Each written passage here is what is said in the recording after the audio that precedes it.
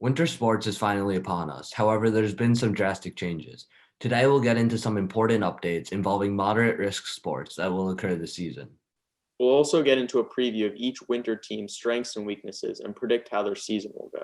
Because of concerns over the virus's spread, a desire to limit travel and simplify scheduling, BHCSD and Section 1 as a whole has implemented new league alignments for the season 20 to 2021.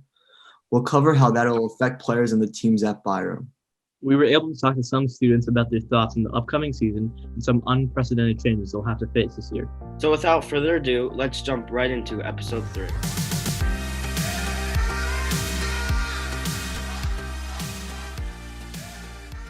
There have been 3 moderate risk sports that have already started in early January. This includes boys swimming, winter track and field, and skiing. Before every practice and competition, coaches and students have been screened daily prior and following COVID protocols. Thus far, it's been smooth sailing for these athletic teams. Let's begin with winter track and field. Led by senior captains Tom Lombardo, Olivia Cantor, and Madison Jakubek, the team has been having a successful season thus far. They were able to complete time trials on our home track to kick off the season and completed virtual meets against East Chester and Pelham. Senior Jennifer Moy, a veteran to the cross-country and spring track programs, but a newcomer to the winter team, has found her stride in the middle and long distance events. At the Iona Prep meet, Moy placed first in the 800 meters and fourth in the 1500 meters. Her performances gained her the Con Edison Athlete of the Week award, which honors and highlights student excellence in sports, academics, and community service. Moy is also cracking into the BHCSD Hills winter track school record books. Thus far, she has ran the 3rd fastest 1,000 and 1,600 meter sprint, as well as the 4th fastest 1,500 meter and 6th fastest 3,000 meter times in school history. Moy will be taking her talents to Binghamton University next year, as she is joining their cross-country at track and field team. Other notable performances come from the multi-talented senior Alexa Jindal, who will be playing soccer at Stony Brook University next year. Alexa ran a 6:03 mile and 69-second 40 meters in time trials. In the virtual dual meet, Jindal also placed second in the 1,500 meters with a time of 5 minutes and 29 seconds. Senior Stephen Franco, a multi-event track athlete who is committed to Boston University next year for track and field, placed second in the 100-meter dash against East Chester and Pelham, as Alex Deck, our school record holders in pole vault, placed first in the 300 meters with a new PR of 39.69. Beyond senior talent, BHCSD has a new wave of up-and-coming underclassmen. After sitting out most of the cross-country season due to injury, freshman Charlotte Broadbeck logged a strong 3 minutes and 1 second 800-meter time at the Iona Prep meet. Sophomore Lauren Carnevale placed 4th in the 100-meter dash, as sophomore Chloe Benson placed 5th in the 300 meters. Gavin Jakubek and Jack Cantor, siblings to our team captains, ran 6:08 and 6:32 mile times, respectively, despite the cold weather conditions. With snow blanketing the region every few days covering tracks across Section 1, the competitive meet schedule remains uncertain. Nonetheless, the season will persist as young talent as well as experienced runners will continue to develop as this 2021 season pursues. While BHCSD swimmers used to combine with swimmers from Briarcliff, Valhalla, Pleasantville, and Westlake to form the BBVPW Thundercats, COVID rules have prevented the schools from creating a conglomerate. So, this year, BHCSD will be competing on their own at the BHCSD Hills Bobcats. The meets are arguably the largest change to this season because they're essentially practices. When participating in meets, BHCSD competes with only themselves at the Sawmill Club. The meets are certified by 2 officials to confirm that BHCSD swam and timed themselves fairly.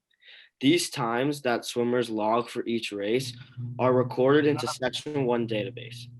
These finishes get compared to whatever school that BHCSD is competing against on Zoom. The team with the fastest times are declared winners. The team is off to a slow start during these unprecedented and difficult times. The record of 1-4, they have a long season ahead of them, but they will also be looking to get back above 500 soon enough. Some BHCSD athletes look out for our junior captain, Nicholas Palisar Bunumar, and senior captain, Liam Bruskowitz, and freshman Ben Levy. The season has definitely been a hectic one, with many alterations the team is forced to adjust to. Let's take a look at our interview with Captain Nick Pasler-Bunemer, where we ask how these changes have been affecting the team and how the team has been able to adapt. Hey Nick, how are you? I'm good. How are you? I'm good. All right, so let's jump right into it. So last year, Byram's swim team was part of a larger team combined with other schools, the Thundercats. Now you guys compete as your own, the Byram Hills Bobcats. How does the scene and environment feel now, swimming for a smaller team and representing just our own school? I mean, it's definitely a big change from last year.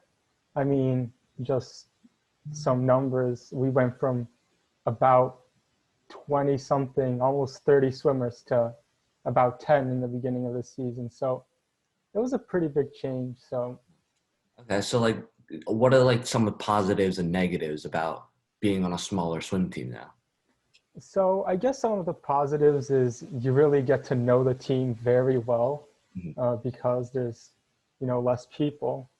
And the negatives is you obviously have the same number of events. Mm-hmm. So less people to do the same number of events is kind of worse, like performance-wise.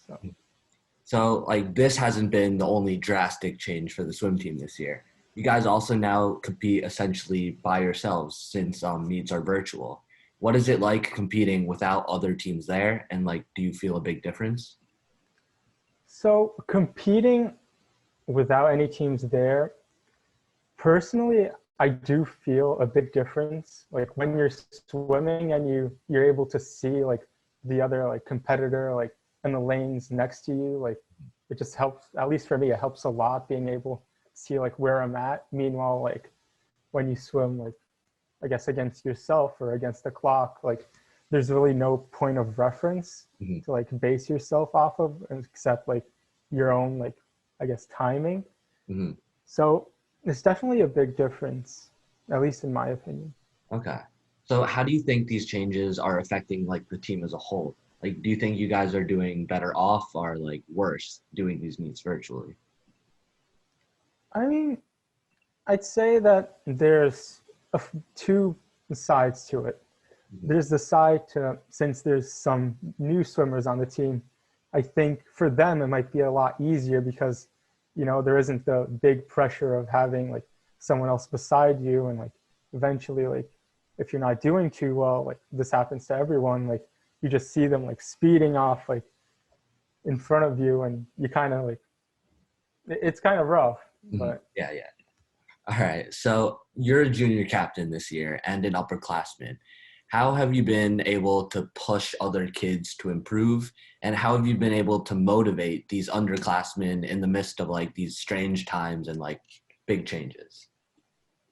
So I think a big part of it is, just hearing them out and trying to understand all their concerns and be able to answer questions if they're doing this particular stroke the correct way or if I have any suggestions. But mainly I think it's just working on improving, at least for some kids, the fundamentals. And once they get there, then on their own, they'll be able to improve a lot.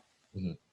So about the future of this team, where do you think your season is going to finish off this winter in 2021? And what are your goals and how do you think you see this team in the future? So I think that the season it's a shorter season, so there isn't that much time to, develop and grow as a team. But I think that by the end of the season, we'll definitely have a more cohesive team with everyone a lot more comfortable in their lineup and with each event that they're doing. And I think just overall, we'll end as better swimmers. All right. So that's all my questions for now. Thanks and good luck with the rest of your winter season. Well, thank you. As you can see, COVID-19 has brought drastic changes to the landscape of high school sports. Thankfully, Section 1 and Byram Hills have created plans to pursue the season in a secure environment. Our student athletes will continue to persist and find their ways to succeed. As the outcomes of the pandemic continue to unfold, there's the question of the future digital experience for high school athletics. As we talked about this episode, teams are now relying on technology and virtual meets, which have been playing a big role in maintaining a safe and productive winter season. We'll see how this affects the future of high school sports around the world as technology begins to become more dependent on within the streamline of sports. In part 2 of our winter sports preview, we'll dive deep into high-risk sports, including basketball, cheer, hockey, and wrestling. These teams have already begun playing on February 1st, and we'll discuss how their 2020 to 2021 seasons will look. We'll also briefly jump into spring sports and some early updates about their seasons, so make sure to stay tuned. That's all for now. Thank you guys for listening, and as always, go Byram. Go Byram, baby.